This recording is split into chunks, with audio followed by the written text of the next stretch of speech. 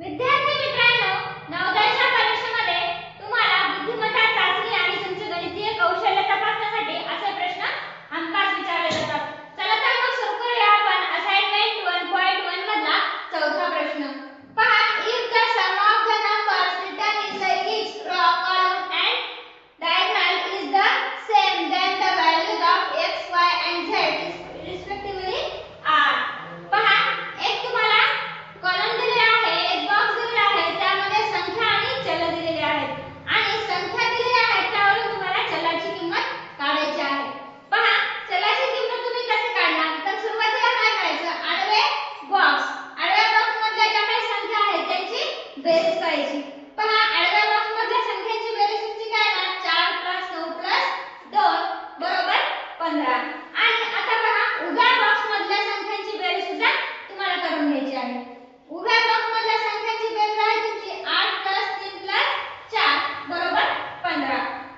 या दोन्हीची बेरीज तुमची सेम आली, दोघांची बेरीज 15 आलेली आहे. त्यावरून तुम्हाला चलाची किंमत काढायची आहे. पहा, चलाची किंमत काढताना 8 + 1 + x बरोबर 15 म्हणजे आडव्या लाईन मधल्या तुमच्या संख्या तुम्ही घेतल्या, आडव्या घ्या किंवा उभ्या घ्या, कुठल्याही तुम्ही घेऊ शकता. पहा, मग 8 आणि 1 किती झाला? 9. 9 + x बरोबर 15. x बरोबर 15 - 9. इकडचं प्लस इकडे आल्यावर मायनस होतं आणि x बरोबर काय आहे? 6. मग तुमची x ची किंमत काय आली? तर 6. आता त्या पद्धतीने तुम्हाला y काढायचा आहे. y काढताना 1 + y + 9 बरोबर 15. मग 9 आणि 1 काय आहे? 10. 10 + y बरोबर 15. म्हणून y बरोबर 15 - 10. y बरोबर काय आलं तुमचं उत्तर? 5. आता x आणि y काढलेला आहे आपण. आता त्याप्रमाणे आपल्याला z काढायचा आहे. पहा, z काढताना x + z + 2 बरोबर 15. x ची किंमत काय आली? 6 आणि z जसं तसं +2 बरोबर 15. मग 6 आणि 2 8 होतात. z बरोबर 15 - 8 आणि z बरोबर काय आली तुमची किंमत? 7.